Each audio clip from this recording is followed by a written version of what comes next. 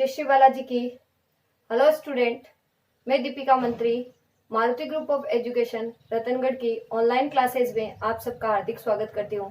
आप सब कैसे हैं?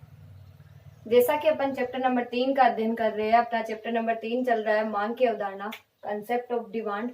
पिछले वीडियो के अंदर अपन ने मांग के बारे में पढ़ा था, मांग के 3 तत्व पढ़े थे, मांग की परिभाषा पढ़ी थी, मांग अनुसूची के बारे में पढ़ा था। और आज अपना टॉपिक है मांग वक्र, डिमांड कर्व। इसके बारे में अपन चर्चा करेंगे कि डिमांड कर्व क्या होता है, डिमांड कर्व किसे कहते हैं।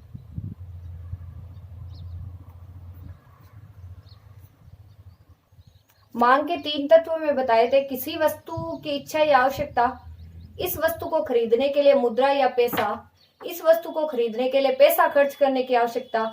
फिर मांग की परिभाषा देखी थी कि मांग उन विभिन्न वस्तुओं की मात्रा से है जो उपभोक्ता विभिन्न कीमतों पर क्या करता है, खरीदने के लिए तत्पर रहता है। फिर मांग की अवधारणा के साथ स्थान, समय, कीमत तीनों आते थे। अन्य तत्वों के समान रहने पर भी उपभोक्ता उसके विभिन्न स्तरों पर उसका चयन करता था। अन्य तत्वों से बताया था पूरक व स्थानापन्न वस्तुओं की कीमतें, उपभोक्ता की आदत, रुचि, अधिमान यानी प्राथमिकता। कीमतों से तात्पर्य प्रति इकाई समय से था। फिर अपन ने बाजार मांग के बारे में देखा था। बाजार मांग में भी अपन ने देखा था, बाजार मांग से तात्पर्य किसी दी हुई कीमत पर समस्त उपभोक्ताओं द्वारा मांगी जाने वाली वस्तुओं की मात्राओं का योग क्या कहलाती थी, बाजार मांग कहलाती थी। फिर मांग अनुसूची पढ़ी थी। मांग अनुसूची 2 प्रकार से थी, व्यक्तिगत मांग अनुसूची और बाजार मांग अनुसूची। जिसमें सिंगल एक ही उपभोक्ता का देखा था वो व्यक्तिगत मांग अनुसूची थी। जिसमें 2 उपभोक्ताओं का, 2 या 2 से अधिक उपभोक्ताओं के समस्त मांग का योग होता है, वो कौन सी थी, वो थी अपनी बाजार मांग अनुसूची।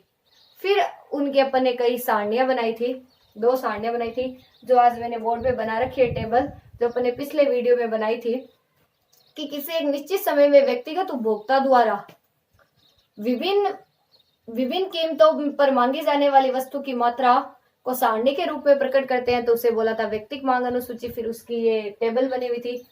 और किसी एक निश्चित समय में विभिन्न उपभोक्ताओं द्वारा, किसी एक निश्चित समय में सभी उपभोक्ताओं द्वारा विभिन्न कीमतों पर मांगी जाने वाली वस्तुओं की मात्राओं के योग को सारणी के रूप में दर्शाने पर वो बनी थी अपनी बाजार मांग अनुसूची। आज अपन देखेंगे मांग वक्र। मांग वक्र, डिमांड कर्व। डिमांड कर्व क्या होता है, मांग वक्र क्या होता है कि मांग वक्र मांग अनुसूची के आधार पर, मांग वक्र मांग अनुसूची के आधार पर निर्मित किया जाता है। मांग वक्र है जो कि मांग अनुसूची के आधार पर निर्मित किया जाता है। मांग वक्र वह जानकारी प्रदान करता है जो मांग की अनुसूची प्रदान करते हैं, क्योंकि मांग की अनुसूची से ही क्या बनाए जाते हैं, मांग वक्र बनाए जाते हैं। लेकिन उसे एक रेखा चित्र के रूप में दर्शाता है। मांग अनुसूची से मांग वक्र बनाना एक रेखा चित्र के रूप में दर्शाया जाता है। अब मांग वक्र वह वक्र है जो विभिन्न कीमतों पर किसी उपभोक्ता द्वारा मांगी जाने वाली वस्तुओं की मात्रा का कीमत से विपरीत संबंध बताता है। इसको लिख लो, स्टार्टिंग से लिखना कि मांग वक्र मांग अनुसूची के आधार पर निर्मित किया जाता है। एंग मांग वक्र वही जानकारी प्रदान करता है जो मांग की अनुसूची प्रदान करती है, जो एक रेखा चित्र के रूप में दर्शाता है। रेखा चित्र के रूप में क्या करता है, दर्शाता है। फिर बताता है कि मांग वक्र वह वक्र है जो विभिन्न कीमतों पर किसी उपभोक्ता द्वारा मांगी जाने वाली वस्तु की मात्रा का कीमत से विपरीत संबंध बताता है। ये होता है मांग वक्र कि मांग वक्र वह वक्र है जो विभिन्न कीमतों पर किसी उपभोक्ता द्वारा मांगी जाने वाली मात्रा का कीमत से विपरीत संबंध बताता है। दूसरे शब्दों में मांग फलन का ग्राफ्य चित्रण ही मांग वक्र कहलाता है। एक परिभाषा और लिख लेना कि दूसरे शब्दों में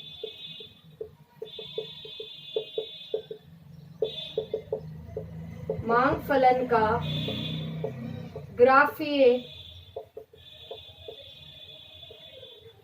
ग्राफीय चित्रण ही मांग वक्र कहलाता है। दूसरे शब्दों में मांग फलन का ग्राफीय चित्रण ही मांग वक्र कहलाता है तथा उपभोक्ता द्वारा चुनी गई वस्तु की मात्रा व उसके कीमत के बीच रैखिक संबंध को मांग वक्र कहते हैं। एक और बता सकते हो, तथा उपभोक्ता द्वारा उपभोक्ता द्वारा चुनी गई मात्रा, उपभोक्ता द्वारा चुनी गई वस्तु की मात्रा, चुनी गई वस्तु की मात्रा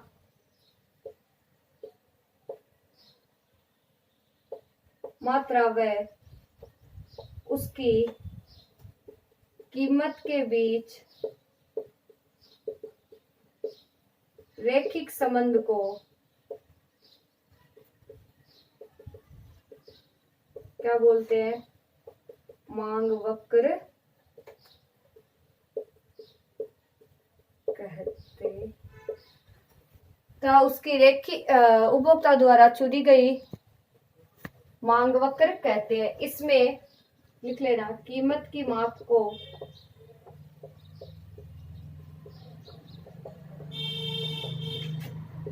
y एक्स पर व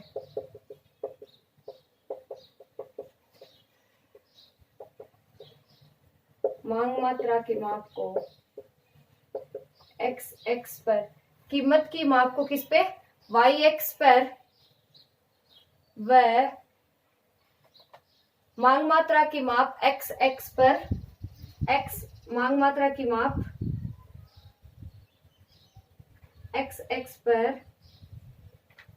की जाती, मांग मात्रा की माप x एक्स पर की जाती है। मांग वक्र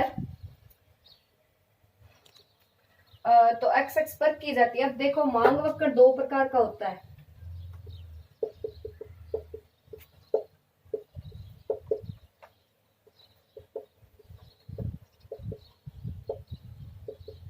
जैसे मांग अनुसूची थी वैसे ही मांग वक्र है। पहला है व्यक्तिक मांग वक्र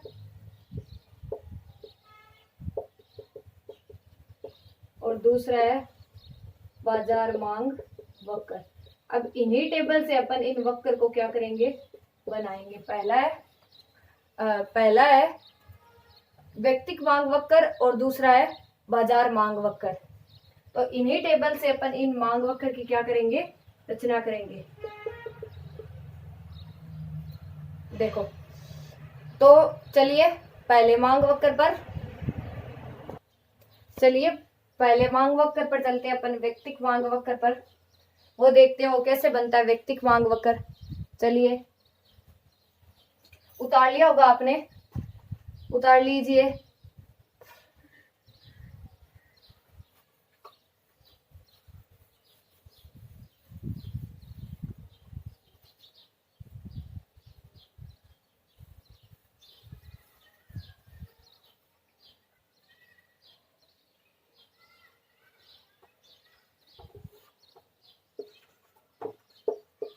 पहला कौन सा है? व्यक्तिक मांग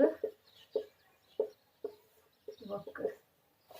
देखिए, व्यक्तिक मांग वक्र होता क्या है कि किसी एक नियत समय पर एवं व्यक्तिगत उपभोक्ताओं द्वारा विभिन्न कीमतों पर मांगी जाने वाली मात्रा को ग्राफ के रूप में चित्रित करने पर हमें व्यक्तिक मांग वक्र प्राप्त होता है। कि किसी एक, देखो, व्यक्तिक मांग वक्र किसी एक नियत समय पर एवं व्यक्तिगत उपभोक्ता द्वारा विभिन्न कीमतों पर मांगी जाने वाली मात्रा को ग्राफ के रूप में चित्रित करने पर हमें व्यक्तिक मांग वक्र प्राप्त होता है। कि किसी एक नियत समय पर एवं व्यक्तिगत उपभोक्ता द्वारा विभिन्न कीमतों पर मांगी जाने वाली मात्रा को ग्राफ के रूप में चित्रित करने पर हमें कौन सा वक्र प्राप्त होता है? व्यक्तिक मांग वक्र प्राप्त होता है। फिर उसका अपन ने एक डायग्राम बनाया, जो पिछले वीडियो में जो अपन ने मांग अनुसूची पढ़ी थी, जिसमें जो अपना पहला था व्यक्तिक मांग अनुसूची, उसी के हिसाब से बनाया। जैसे मैंने बताया था आपको, नीचे लिखते हैं अपन एक्स एक्स, इधर लिखते हैं वाई एक्स। एक्स एक्स पर मांग की मात्रा और इधर वाई एक्स पे कीमत। तो अनार की मात्रा थी अपने 1000 ग्राम, 750, 500, 250। तो इस प्रकार से लिखी 250, 500, 750 और 1000 ग्राम। कीमत थी अपने 25, 50, 75 और 100। 25, 50, 75 और 100। तो 25 रुपए कीमत पर अपनी मांग मात्रा थी 1000 ग्राम। ये रही, ये अपन ने लिखी कि 25 रुपए कीमत पर अपनी कितनी थी? 1000 ग्राम थी, जो आपने इस डायग्राम में दर्शाई है।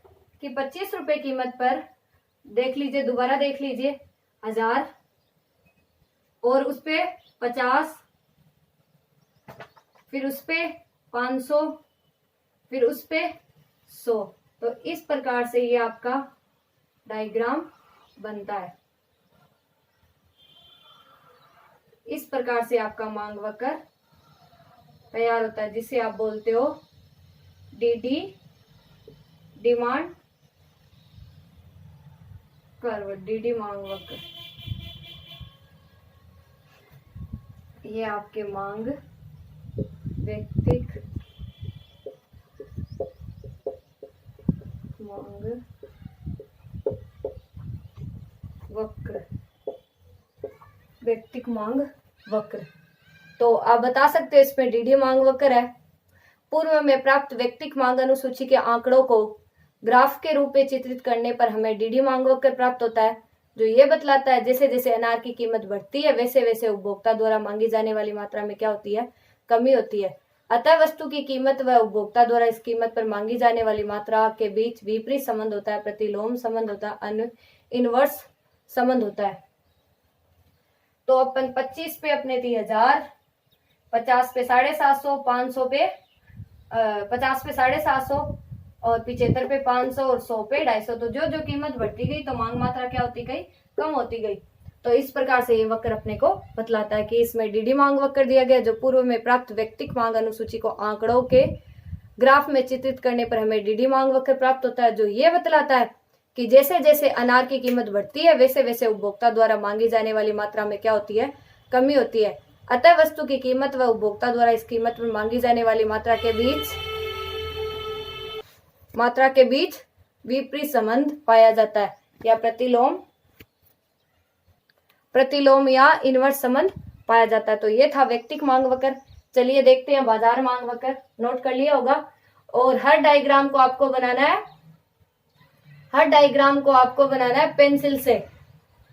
हर डायग्राम को पेंसिल से बनाना है। देखिए बाजार मांग वक्र।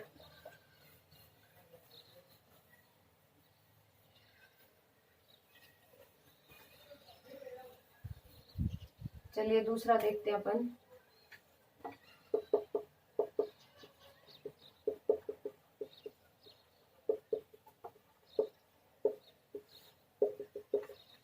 बाजार मांग वक्र। बाजार मांग, देखिए बाजार मांग वक्र। किसी एक निश्चित समय में सभी उपभोक्ताओं द्वारा विभिन्न कीमतों पर मांगी जाने वाली मात्रा को ग्राफ के रूप में चित्रित करने पर हमें क्या प्राप्त होता है, बाजार मांग वक्र प्राप्त होता है। कि किसी एक नियत समय में सभी उपभोक्ताओं द्वारा विभिन्न कीमतों पर मांगी जाने वाली मात्रा को ग्राफ के रूप में चित्रित करने पर हमें बाजार मांग वक्र प्राप्त होता है। फिर अपन ने बाजार मांग वक्र में पूर्व में प्राप्त बाजार मांग अनुसूची के आंकड़ों को ग्राफ में चित्रित करने पर हमें डीडी वक्र प्राप्त होता है। तो अपन ने जो पिछले वीडियो में मांग अनुसूची बनाई थी, जिसको मैंने पहले ही बोर्ड पे नोट किया, उसके हिसाब से अपन बाजार मांग वक्र बनाएंगे। तो पहला मांग वक्र है अपने एक वाला, जिसका ग्राम 25 कीमत 50, 75, 100, 1750, 500, 250 ये दिया हुआ है। तो 25 रुपए पे 1000 ग्राम, 50 पे 750 और 75 पे है अपने 500 ग्राम और 100 पे अपने 250 ग्राम। तो ये था अपना ए मांग वक्र। फिर वैसे बी मांग वक्र बनाते हैं। तो बी मांग वक्र में वही 25, 50, 75, 100 कीमत वही है, लेकिन मांग मात्रा में परिवर्तन है। 25 पे है अपने 1100 ग्राम, ये था अपने 1100 ग्राम। 50 पे अपने 800 ग्राम, ये अपने 800 ग्राम। 75 पे अपने 475 ग्राम, ये 475 ग्राम। और 100 पे अपने 300 ग्राम, तो ये 300 ग्राम।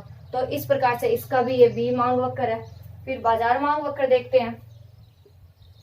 ये XX, YX जो कि आप जानते हो ही अब। तो इस पे देखो कीमत वही है 25, 50, 75 और 100।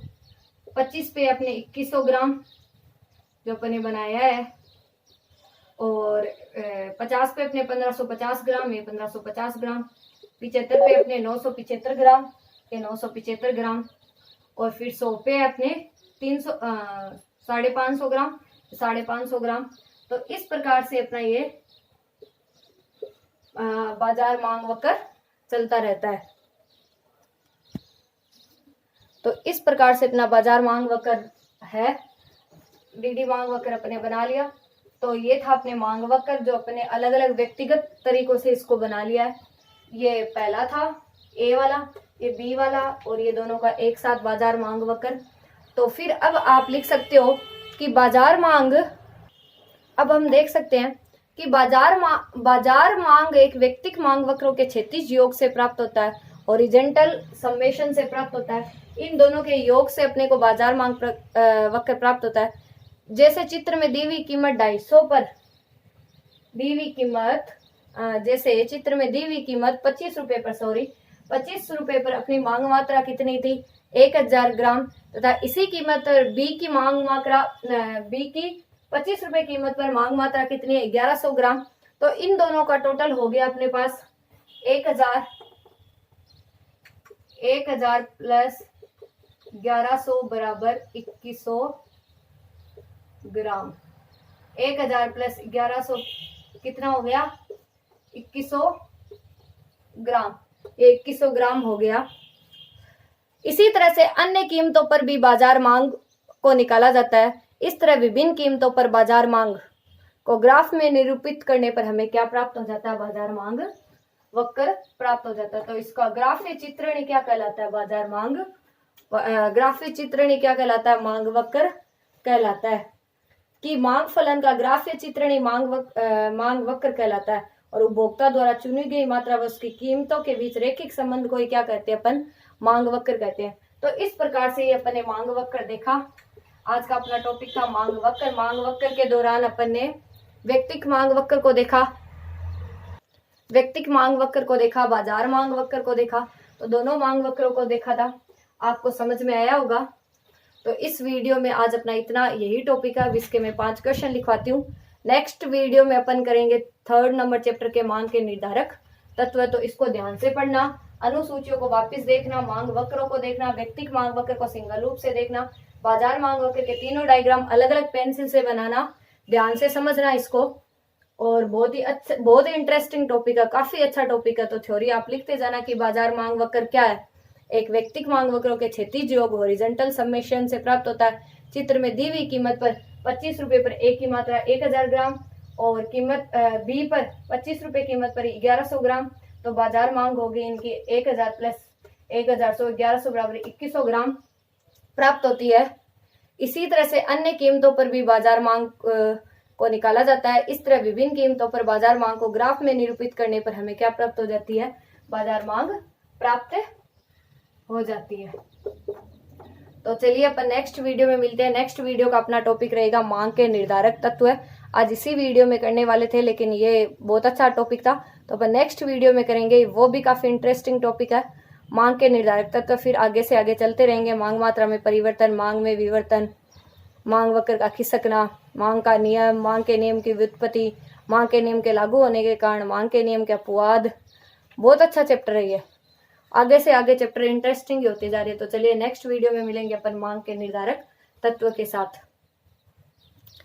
चलिए अब इस चैप्टर के मैं क्वेश्चन आपको लिखवा देती हूँ।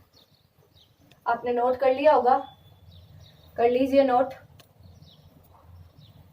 चलिए देखिए पहला क्वेश्चन, मांग वक्र किसे कहते हैं? क्वेश्चन नंबर 2, व्यक्तिक मांग वक्र किसे कहते हैं? क्वेश्चन नंबर 3, बाजार मांग वक्र किसे कहते हैं? क्वेश्चन नंबर 4, वस्तु की व्यक्तिक मांग वक्रों से बाजार मांग वक्र को कैसे निकाला जाता है? क्वेश्चन नंबर 5, वस्तु की मांग, वस्तु की कीमत है उसकी मांगी जाने वाली मात्रा के बीच कौन से संबंध को बताती है? तो ये आज के इसके 5 क्वेश्चन है। मांग वक्र किसे कहते हैं? पहला, दूसरा व्यक्तिक मांग वक्र किसे कहते हैं? तीसरा, बाजार मांग वक्र किसे कहते हैं? चौथा, वस्तु की व्यक्तिक मांग वक्रों से बाजार मांग वक्र को कैसे निकाला जाता है? व्यक्तिक मांग वक्रों से बाजार मांग वक्र को कैसे निकाला जाता है? वस्तु की मांग, वस्तु की कीमत है उसकी मांगी जाने वाली मात्रा के बीच कौन से संबंध को बताती है? तो कैसे निकाला जाता है? वस्तु की मांग, वस्तु की कीमत, ये कैसे है? मांग एवं उसकी मांगी जाने वाली मात्रा के बीच कौन से संबंध को बताती है? कौन से संबंध को बताती है? इस प्रकार से आज अपना टॉपिक हो जाता है मांग वक्र। Demand curve. तो अपन ने इस टॉपिक को कंप्लीट कर लिया है। नेक्स्ट वीडियो में मिलेंगे अपन मांग के निर्धारक तत्व है, और फिर उसके आगे भी कई टॉपिक है, उन टॉपिक के बारे में अपन चर्चा करते रहेंगे। कौन कौन से टॉपिक आगे वाले, मांग का नियम, मांग में परिवर्तन, मांग में विवर्तन, मांग का नियम, मांग के नियम की व्युत्पत्ति, मांग के नियम के लागू होने के कारण, मांग के नियम के अपवाद। तो काफ़ी इंटरेस्टिंग चैप्टर है ये। पीछे अपन ने कीमत वगैरह मांग के बारे में पढ़ लिया। तो चलिए नेक्स्ट वीडियो में मिलते हैं अपन मांग के निर्धारक तत्वों के साथ। तो आप इन 5 क्वेश्चन को, हर चैप्टर के जो 5 क्वेश्चन लिखवा रहे हैं उनको नोट करते रहिए अपनी कॉपी में नोट्स के साथ में, और पढ़ते रहिए। तो ओके स्टूडेंट, चलिए जय श्री बालाजी की आप सभी का बहुत बहुत धन्यवाद। Thank you so much. Okay.